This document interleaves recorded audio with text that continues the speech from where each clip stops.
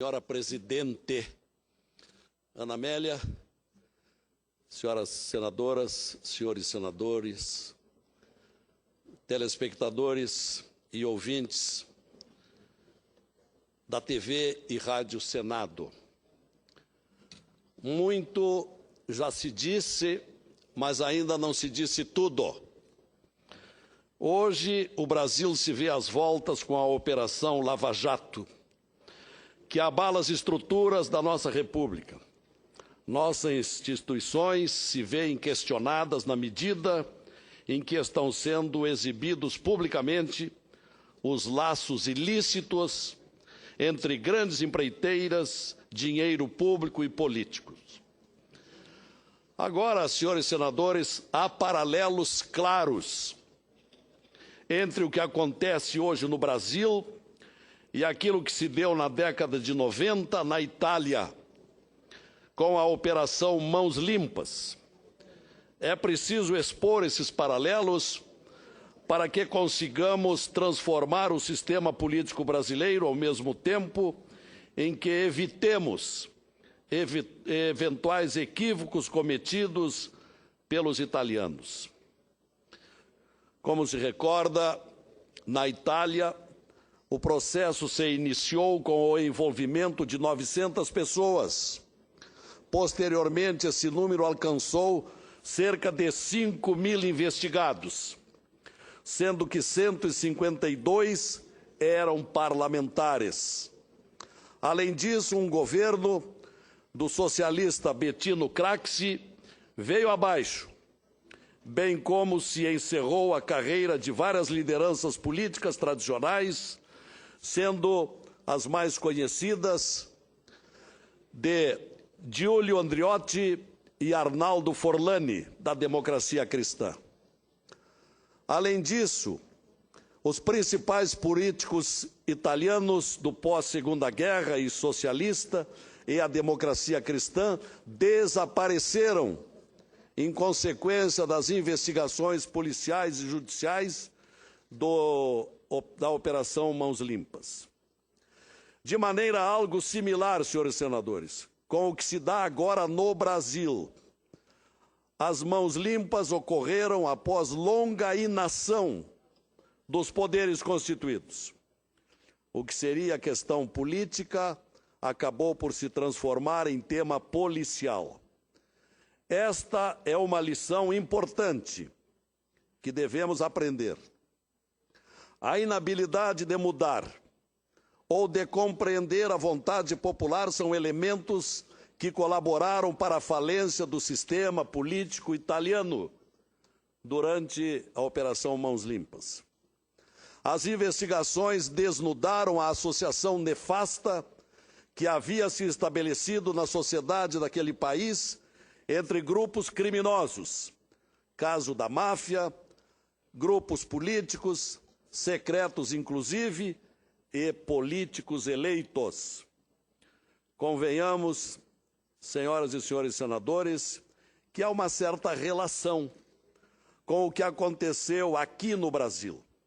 Em ambos os casos, presencia-se a combinação nefasta entre omissão, beneficiários indevidos de dinheiro público, cartéis de empresas e partidos políticos. Em ambos os casos, aqui no Brasil e lá na Itália, é bastante sintomático que ambas as operações relacionam-se com a ideia de limpeza. Na verdade, o nome de ambas as operações envolve a defesa dos mesmos princípios, a necessidade de se depurar o sistema político, retirar a sujeira acumulada e oferecer ao país um novo começo. O que aconteceu na Itália foi algo aterrador. Para que possamos ter uma ideia dos devidos e dos conhecidos desvios éticos que havia naquele país, tomo a liberdade de citar aqui confissão do ex-primeiro-ministro italiano Bettino Craxi, investigado pela Operação Mãos Limpas, e que para não ser preso, fugiu para a Tunísia. Vejamos, pois, o que ele disse a respeito do cenário italiano. Confissão do ex-primeiro-ministro Bettino Craxi. Os partidos políticos têm sido o corpo e a alma das estruturas democráticas. Infelizmente, é usualmente difícil identificar, prevenir e remover áreas de infecção na vida dos partidos. Mas, abaixo da cobertura do financiamento irregular dos partidos, casos de corrupção e extorsão floresceram e tornaram-se interligados. O que é necessário dizer é que, de todo modo, todo mundo sabe, é que a maior parte dos financiamentos da política é irregular ou ilegal. Os partidos e aqueles que dependem da máquina partidária, grande, média ou pequena, de jornais, de propaganda, atividades associativas ou promocionais, têm recorrido a recursos adicionais irregulares. Se a maior parte disso deve ser considerada pura e simplesmente criminosa, então a maior parte do sistema político é um sistema criminoso. Eu não acredito que exista alguém nessa casa que seja responsável por uma grande organização que possa ficar em pé, negar o que digo. Cedo ou tarde, os fatos farão dele um mentiroso. Não sou eu quem disse. Foi o primeiro-ministro Bettino Craxi, numa confissão durante o processo. Este era o cenário político italiano. Em que medida, senhores senadores, essas palavras se adaptam ao que ocorre no Brasil? Essas palavras foram extraídas de um artigo publicado pelo magistrado Sérgio Moro, escrito em 2004, portanto, há 11 anos. O mesmo magistrado que hoje preside o processo Lava Jato. Falava ele, na época, a respeito da Operação Mãos Limpas. Na Itália, o processo durou 11 anos. Esperamos que aqui não chegue a tanto, que talvez um terço desse período seja suficiente para investigação e responsabilização penal dos envolvidos. Essa é uma lição que devemos aprender com os italianos. O esgarçamento do tecido político e social se agrava, no entanto, com a demora na apuração dos fatos. Existe ainda, senhores senadores, outra lição muito importante. Casos de abuso envolvendo o poder público constituem-se com frequência na morte dos governos. Lembro aqui alguns exemplos. O primeiro é o do presidente americano Richard Nixon, pego no escândalo de Watergate, ao extrapolar de sua prerrogativa presidencial, quando vários membros de sua equipe foram flagrados espionando ilegalmente lideranças políticas adversárias. Da mesma maneira, neste rol, o Shah do Irã, Mohammad Reza Pahlavi, viu sua legitimidade abalada em razão da maneira como a corrupção acabou por ser vista como algo imbricado ao seu governo. Isto acabou por levar à perda de apoio político e à consequente derrubada da monarquia no Irã. Um terceiro exemplo se deu nas Filipinas, na década de 80. O casal Ferdinando e Imelda Marcos acabou por se transformar em símbolo do descaso com o dinheiro público. As imagens dos milhares de pares de sapatos de Imelda tornaram-se marco do quanto o poder corrompe.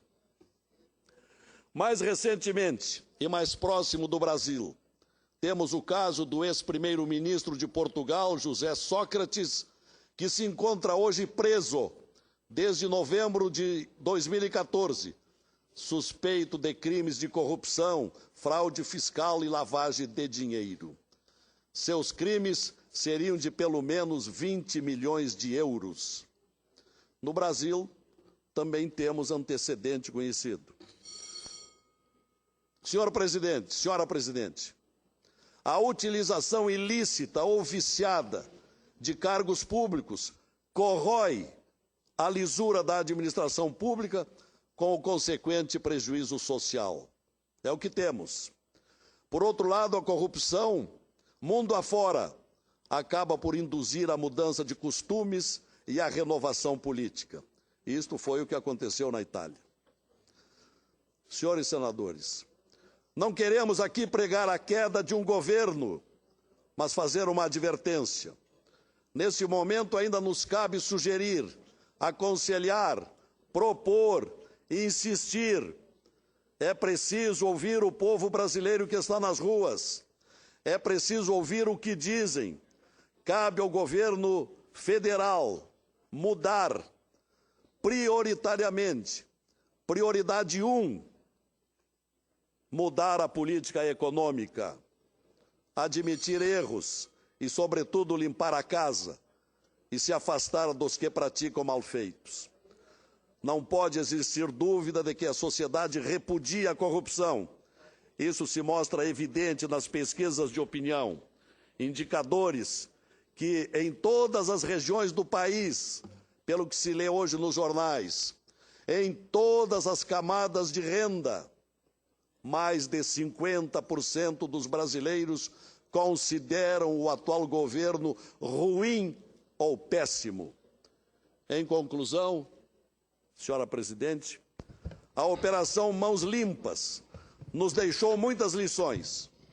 Uma delas é que a omissão é imperdoável e a mudança deve ser levada adiante com coragem e ousadia.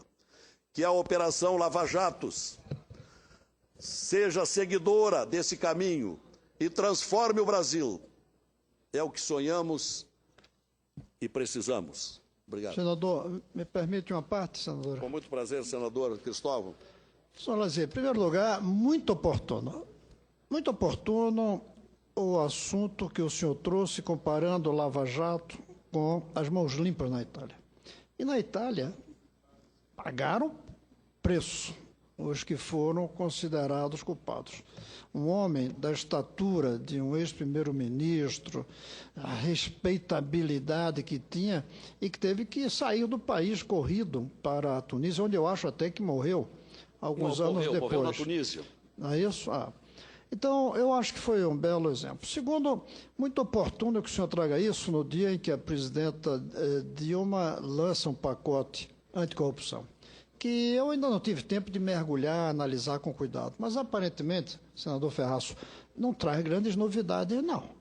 A impressão que fica é que ela traz apenas aquelas velhas ideias que tinham antes de algumas prevenções, como, por exemplo, a ficha limpa, que nem foi de origem do governo. Ela, por exemplo, não traz medidas de prevenção, como a nomeação de certos cargos ser feita com base em editais para procurar grandes cargos, em vez de ser nomeado apenas por decisão partidária. Ela não traz o uso da ABIN ou outros sistemas de informação para ficar informados. Aliás, devo dizer que me surpreende que a ABIN não sabia do que acontecia na Petrobras. E me surpreenderia mais ainda se soubesse e não tivesse informado a presidente. E ainda mais se soubesse, tivesse informado e a presidente não tivesse tomado medidas. Eu creio que falta pensar-se um pouco nesse sentido. Eu não vi, por exemplo,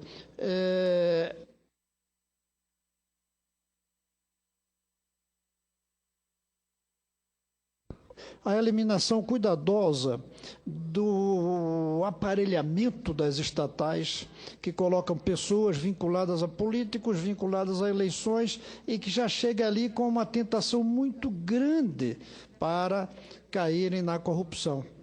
Eu creio que foi um pacote, pelo que eu vi até aqui, é cedo, ainda não mergulhei fundo, que merece mais estudos nossos. E eu até o convido, no meu partido, para juntos de repente, trabalharmos uma proposta alternativa a essa que a presidente lançou hoje. Mas, de qualquer maneira, parabéns pela comparação, por lembrar que é possível, sim, levar avante um projeto de mãos limpas no Brasil também. Muito obrigado pela contribuição, senador Cristóvão. Esperamos que não precisemos tanto tempo como com a chamada Mani Puliti da Itália. Lá houve 10 a 11 anos. Tomara que aqui consigamos fazer a depuração, quem sabe lá, 3 ou 4 anos. Mas não vai ser assim tão rápido. Ainda ouvi uma declaração do Dr. Janot dizendo que o tempo jurídico não é o mesmo tempo político, mostrando que as investigações demoram muito mais do que os brasileiros querem. E com relação ao projeto da presidente, da lei anticorrupção, esse projeto poderia vir daqui a 10, 15, 20 dias. Antes deveria ter vindo um projeto de grandes mudanças na política econômica. É isso que os brasileiros estão pedindo. Só